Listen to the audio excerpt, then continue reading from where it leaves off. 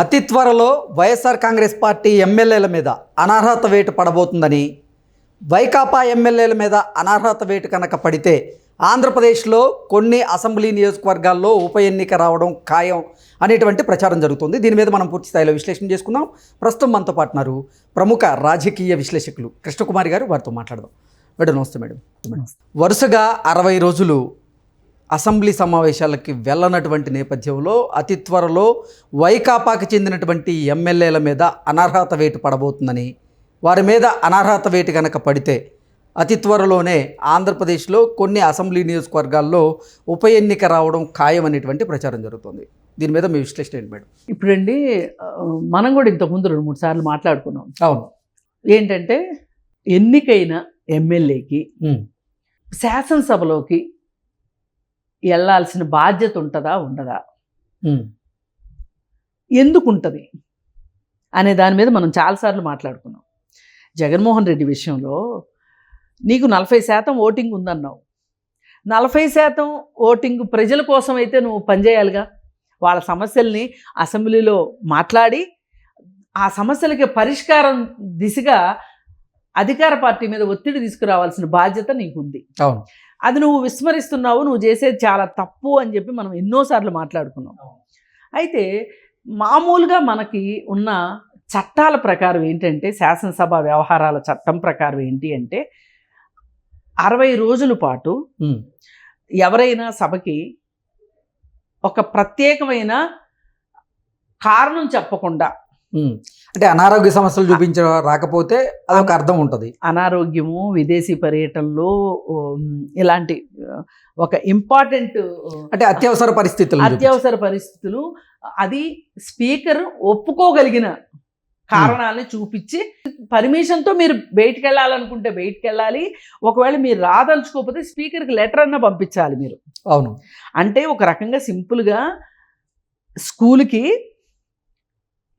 చదువుకోవటానికి పిల్లలు వెళ్ళినట్టు, లేదు ఉద్యోగానికి టీచర్లు వెళ్ళినట్టు, ఉద్యోగుల ఆఫీసులకు వెళ్ళినట్టు, ఇది ఖచ్చితంగా మీరు నెరవేర్చాల్సిన బాధ్యత అని అర్థం. మరి ప్రజలు ఎందుకు దేనికి వారి సమస్యల మీద మీరు అసెంబ్లీ కేంద్రంగా చేసుకొని ప్రజా సమస్యల పరిష్కారం కోసం గలమెత్తుతారని. మరి మీ మీద అంత బాధ్యత ఉన్నప్పుడు మరి మీరు సభకు రాకపోతే ఎట్లా కుదురుతుంది? అందుకని ఏంటంటే ఈ నిబంధన అనేది ఒకటి పెట్టారు ఈ చట్టంలో. ఇది తెలియక కాదు వాళ్ళు రాంది. వాళ్ళు ఏంటి అంటే మడతపేచి వేసి కూర్చుంది ఏంటి అంటే, జగన్మోహన్ రెడ్డి యొక్క ఒంటెద్దు వాదన ఏంటి అంటే, నాకు ప్రతిపక్ష నేత హోదా ఇస్తేనే నేను వస్తాను అనే ఒక మాటతోటి అతను రాకపోగా వాళ్ళను కూడా రానివ్వలేదు.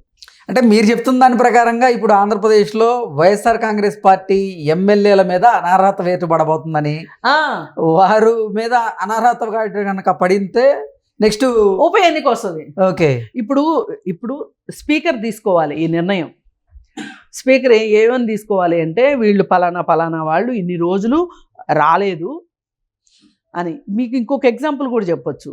ఎప్పుడైనా మనకు ఒక హాలిడేస్ వచ్చినాయి అనుకోండి, పండగ హాలిడేసు, సమ్మర్ హాలిడేసు ఇట్లా వచ్చినాయి అనుకోండి, ఆ హాలిడేస్ అయిన తెల్లారి కనుక మీరు ఆఫీస్కి వెళ్ళలేదు అనుకోండి, ఏమవుద్దో తెలుసా? ఇవన్నీ సెలవుల కింద పరిగణించరు, మీకు శాలరీ కట్ అయిపోద్ది. అలా అంటే ఎందుకు పెడతారు అంటే, ఆ రూల్స్ రెగ్యులేషన్స్ పెట్టడానికి కూడా కారణాలు ఉంటాయి. వాటి ప్రకారం వాళ్ళు పెడతారు. మనం వీటిని ఆచరించాల్సిన అవసరం మనకుంది. ఒక రూల్స్ రెగ్యులేషన్స్ ఉన్నప్పుడు మనం రోడ్ మీద వెళ్తుంటామండి, ట్రాఫిక్ సిగ్నల్ ఉంటుంది, నాకు ఇష్టం లేదు, నాకు అక్కర్లేదు, నేను నా ఇష్టం వచ్చినట్టు వెళ్తానంటే కుదరదు కదా. అట్లాగే శాసనసభలో కూడా ఈ నిబంధన పెట్టినప్పుడు మీరు గౌరవించలేదు అసలు ముందు. అది ఒక బాధ్యతగా తీసుకోలేదు. మీకు ఇలాంటి మీ బాధ్యతలే మీరు నిర్వర్తించలేనప్పుడు మీకు అసలు ఎమ్మెల్యేలుగా కొనసాగే హక్కు లేదు అని చెప్పి చట్టం చెప్తుంది. దాని ప్రకారం ఇప్పుడు రేపు స్పీకర్ కనుక అనర్హత వేటు వేసాడు అనుకోండి, 6 చోట్ల ఉప ఎన్నికలు వస్తాయి. అలాగే ఇప్పుడు మనం మొదటి నుంచి మొత్తుకుంటున్నాం చూడండి. మీరు చెప్తున్న దాని ప్రకారం మేడం, ఇప్పుడు వైఎస్ఆర్ కాంగ్రెస్ పార్టీ అధినేత జగన్మోహన్ రెడ్డి అసెంబ్లీకి వెళ్ళట్లేదు, ప్రజల సమస్యల మీద పోరాటం చేయట్లేదు. అలాగే మిగతా 10 మంది ఎమ్మెల్యేలు కూడా అసెంబ్లీకి వెళ్ళట్లేదు, ప్రజల సమస్యల మీద పోరాటలేదు, గలమెత్తట్లేదు. అలాంటప్పుడు వైకాపా నుంచి 11 మంది ఎమ్మెల్యేల మీద కూడా అనర్హత వేటు పడాలి కదా. కొంతమంది వస్తున్నారు, ఆరుగురే అసలు రావట్లేదు. ఓకే, ఆరుగురే అసలు రావట్లేదు. ఆ ఆరుగురి మీద, ఆ ఆరుగురు ఎవరు అనేది లిస్ట్ బయటకు వస్తుంది. ఇప్పుడు జరగబోయేది ఏంటి అంటే అధికార పార్టీ మీద ఉంటుంది ఇప్పుడు ఏ నిర్ణయం తీసుకుంటుంది అనేది. ఇక్కడ రెండు జరగవచ్చు. ఇప్పుడు ఇలా సాఫీగా నడుస్తుంది, వీళ్ళ మీద అనర్హత వేటేసి ఎలక్షన్లు వచ్చి మనం ఇప్పుడు వీళ్ళు ఏం చెప్తారు, వైసీపీ వాళ్ళు ఇది పాలనకి రెఫరెండం అంటారు. అలాంటి పరిస్థితిని తెచ్చుకోవటమా, లేకపోతే మనకి బలం ఉంది అని అనుకుంటే గనక అనర్హత వేటేసేసి ఉప ఎన్నికలకు వెళ్ళారనుకోండి, ఇప్పుడు ప్రజల దగ్గరికి వాళ్ళు కూడా వెళ్ళలేరుగా. ఇప్పుడు వాళ్ళు వెళ్ళారనుకోండి, ఇంతకుముందు గెలిపిస్తే మీరు ఏం చేశారు, ఇప్పుడు ఏం చేస్తారు అని ప్రజలు అడుగుతారు. ఇప్పుడు వాళ్ళ పరిస్థితి ఎట్లా ఉంటుంది అంటే, జగన్మోహన్ రెడ్డికి ప్రతిపక్ష నేతగా ఆ హోదా కల్పించకపోతే మీరు రాజీనామా చేస్తారా? ఇప్పుడు మీరు గెలిచింది మా కోసమా, మేము ఓట్లు వేసింది మాకు పని చేస్తారనా, లేకపోతే మీకు మీ పదవుల కోసమా మేము మిమ్మల్ని గెలిపించింది? ఇప్పుడు ప్రజలు ఎప్పుడు కూడా వాళ్ళకి కావాల్సింది ఏంటో వాళ్ళు చూసుకుంటారు. ఇప్పుడు జెండాలు మోసే కార్యకర్తలు అనుకోవచ్చు మా లీడర్లే గెలవాలి అని, మా లీడర్లకే పదవులు రావాలి అని అనుకోవచ్చు. కానీ సామాన్య ప్రజలకు కావాల్సింది ఏంటి? వాళ్ళకి పరిపాలన కావాలి. అది సుపరిపాలన అది వేరు విషయం. ముందైతే ఏమైతే వాగ్దానాలు చేశారో 10 చేస్తే కనీసం 4 అన్న ముక్కితే చాలు ఈ ఎదవలు అనేటట్లు ఉన్నది ప్రజల పరిస్థితి. ఇప్పుడు ఒక పని చేస్తే 3 పనులు ఎదురు చూస్తున్నాయి ఇవాళ. ఎక్కడైనా సరే, ఒక ఆంధ్రప్రదేశ్లోనే కాదు, తెలంగాణలో అయినా అలాగే ఉంది, ఆంధ్రప్రదేశ్లో అయినా అలా ఉంది. కాదు ఆంధ్రప్రదేశ్ ఇంకా దారుణమైన పరిస్థితి ఏంటి అంటే, కొత్త రాష్ట్రం అవటము, ఈ రోజుకి రాజధాని నిర్మాణం జరగకపోవటము, అప్పులు తెచ్చుకోవాల్సిన పరిస్థితి రావటము, ఇంకా ఇప్పుడు సంస్థలు వస్తున్నాయి పెట్టుబడులు పెట్టడానికి. ఇప్పుడు దాకా ఆ పరిస్థితి కూడా లేకపోవడంతో ఉపాధి కరువు అయ్యి, ఉత్పత్తి లేక, ఉపాధి ఉత్పత్తి ఇవన్నీ ఉంటేనే కదా అభివృద్ధి అనేది వచ్చేది. అవును, ఇవేమీ లేక ఇబ్బందుల్లో ఉందా ఈ రాష్ట్రం? మరి ఈ పరిస్థితుల్లో జనాలు ఏమడుగుతారు? వైసీపీ వాళ్ళు వస్తే ఏంటి, మీకు పోయినసారి వేసాం కదా, ఇప్పుడు వేసి ఏం చేయాలి, ఏం చేస్తారు మీరు? మీరు గడ్డి బిగుతారా అసెంబ్లీలో కూర్చొని, లేదా బయట కూర్చొని ఇంకోసారి గెలిపిస్తే కూడా మీరు అసెంబ్లీకి వెళ్ళరు కదా ఎలాగూ అని మాట్లాడతారు. వాళ్ళు ప్రజల దగ్గరికి వెళ్ళటం అనేది చాలా కష్టమైన విషయం. కాకపోతే జగన్మోహన్ రెడ్డి ఊహంతా ఎలా ఉంది అంటే, ఇప్పటికిప్పుడు ఎలక్షన్లు పెట్టినా నేనే గెలుస్తాను అనే ఊహలో ఉన్నాడు అతను ఒక ఊహా ప్రపంచంలో ఉన్నాడు. ఊహా ప్రపంచంలో ఉండి ఒకవేళ వీళ్ళు అనర్హత వేట వేస్తారా, వేయనియండి, వేస్తే నేను కాలికి బల్పం కట్టుకొని తిరిగి నేను గెలిపించుకుంటాను, ఈ ప్రభుత్వం మీద అసంతృప్తి ఉంది అనే ఒక నమ్మకంతో అతను ఉన్నాడు.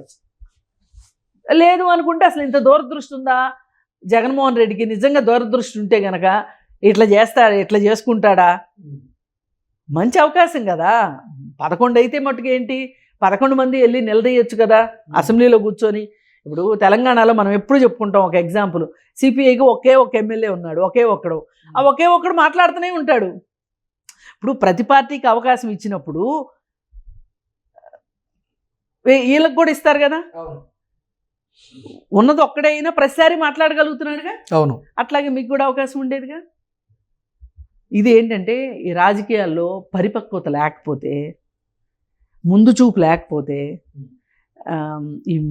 ఆ చిన్నపిల్లలు హఠం వేసుకుని కూర్చున్నట్లుగా ఉండే బుద్ధి జ్ఞానం, ఆ బుద్ధి ఉంటే గనక ఇలాగే తయారవుతుంది వ్యవహారం. అందుకని అసలు పంచాయతీ ఎక్కడుందంటే, అసలు స్పీకర్ ఏం చేస్తాడా అనేది చూడాలి. చూసి దాన్ని బట్టి స్పీకర్ కనుక ఎలక్షన్కి అంటే పార్టీ కూడా ఆలోచించుకుని మనం ఎలక్షన్కి వెళ్ళినా పర్వాలేదు. అసెంబ్లీకి రాకుండా ఎవరైతే ఉంటున్నారో వారి మీద నిజంగా స్పీకర్ అనర్హత వేటు కనుక వేస్తే ఖచ్చితంగా ఉప ఎన్నిక వచ్చేటువంటి అవకాశం అయితే ఉంది. ఖచ్చితంగా ఉప ఎన్నికలు వస్తుంది. Okay madam, thank you so much.